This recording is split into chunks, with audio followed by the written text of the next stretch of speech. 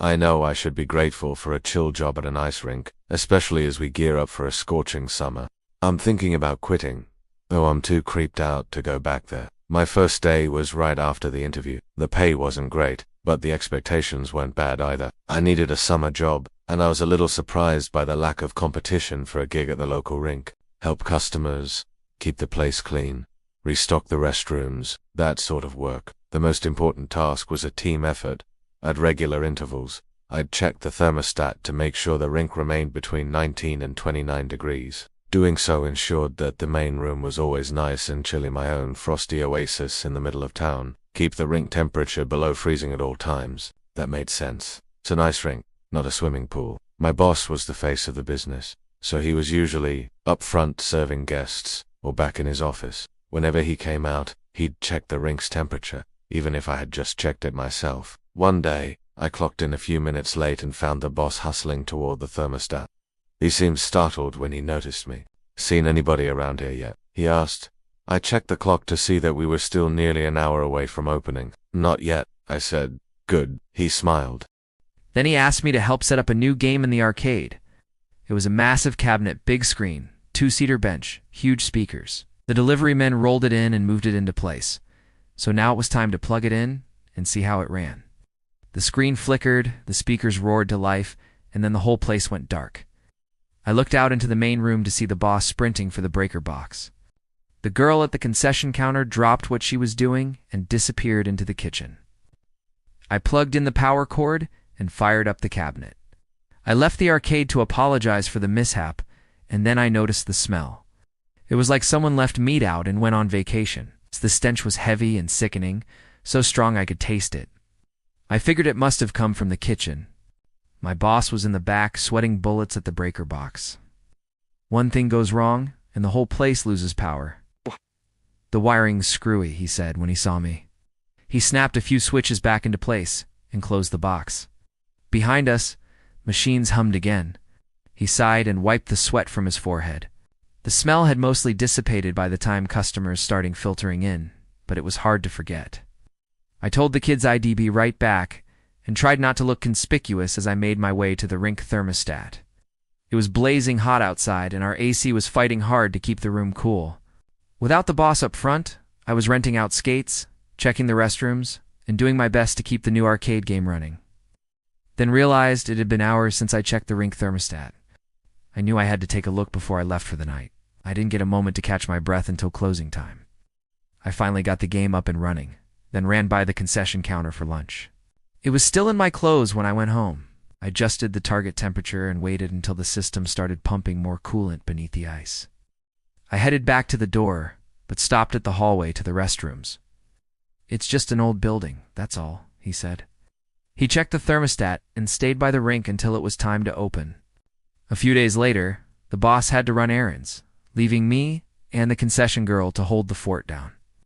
My boss had briefly showed me how to troubleshoot these machines, so I did what I could to diagnose the problem.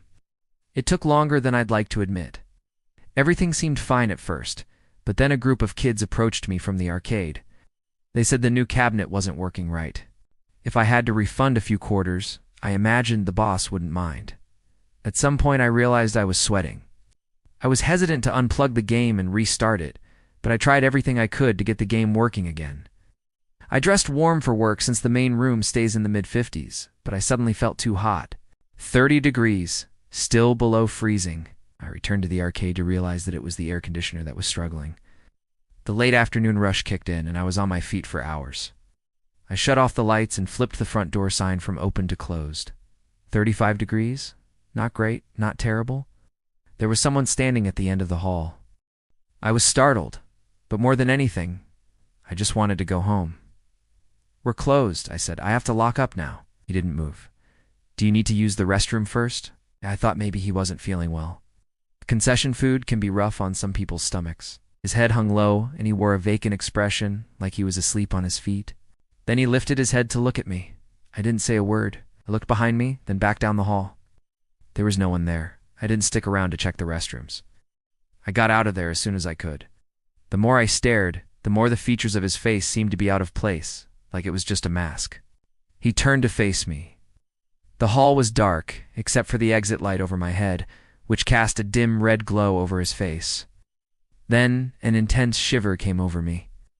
It was an ice-cold chill that pierced to my core. It had to be fear, but I wrapped my arms close to warm up. His eyes looked cloudy in the red light, but I could tell that he was looking at me. Then he was gone. The next day I told my boss about the man in the hall. He listened quietly and took a while before speaking. "What did he look like?" he asked. I described the lifeless face and the dull eyes, feeling a hint of a chill just recalling it. At first, customers sat in the dining area and waited to see if the power would return. I couldn't blame them. The air was still cool, and anything was better than going back out into the heat, and he was dressed a little outdated. Our customers left, and it was just me and my coworker. Our boss clearly wasn't going to get generator up and running anytime soon, so I hoped that he would just let us go. With my back to the ice, I felt something move just behind me. The stench of spoiled meat returned, thick in the humid air. My legs quivered, but I ran for the door. My coworker went outside to ask. I fell again and again, trying to crawl across the ice. Finally, I reached the other side and bolted to the exit. As I pushed through the doors, I could see that my coworker's car was gone. She had the right idea. I didn't stop to lock up. I thought about it. It had a backup battery, so I could at least see the rink's temperature. Their faces were frozen in horrified silent howls, while some looked as if they had been beaten or crushed. They all watched me with pale, cloudy eyes. The man wore a suit, but maybe the lapels were a little too big. The pants flared a bit wide. Then he left for his office. "You'll see people like that around here. It'll be okay. Just keep an eye on the rink." I started slipping immediately and fell hard on my back. That wasn't what concerned me at the time, though. It puts a serious strain on the power grid. Yesterday, we tipped the meter too far. Yeah, the power went out across downtown. My coworker had been listening. She only met my eyes for a second. Then she went about her work. We'd be opening soon, and the heat was sure to drive a crowd our way. He seemed to know what was going on, so I asked for an explanation. Apparently, there were so many casualties, the local morgue was overwhelmed. They had to store bodies at the ice rink to keep them cool. They were there on the ice for days until they could be moved or identified. Maybe so. My boss nodded. Did the ice rink go above freezing yesterday? It collapsed years ago when I was just a kid. A lot of people died, it did, I said. But I fixed it before leaving last night. We've got to keep an eye on it, he said. I looked over to the concession counter. It's a brutal summer, and when the temperatures rise so high, everybody blasts their AC. My boss went out to fire up the generator. He's telling me to make sure nobody went near the ice. As the day went on, though, the chill faded, and there was no point in sticking around. The air was starting to turn muggy, so I went to check the thermostat. 40 degrees. It was only going to climb from there. I was in a hurry, so I decided to cut through the ice rink. That was a stupid idea. I looked up into a crowd of dead faces. There were dozens of them. Dead, bloody bodies, all standing on the ice. I heard myself scream, and I scrambled for footing. I took today off and called my boss to tell him what happened. He didn't question any of it. "You know the gravel lot down the street?" he asked. "There used to be an office building there." I had never heard the whole story before. Now I understand what I saw, but that doesn't make it any better. I don't want to go to work tomorrow.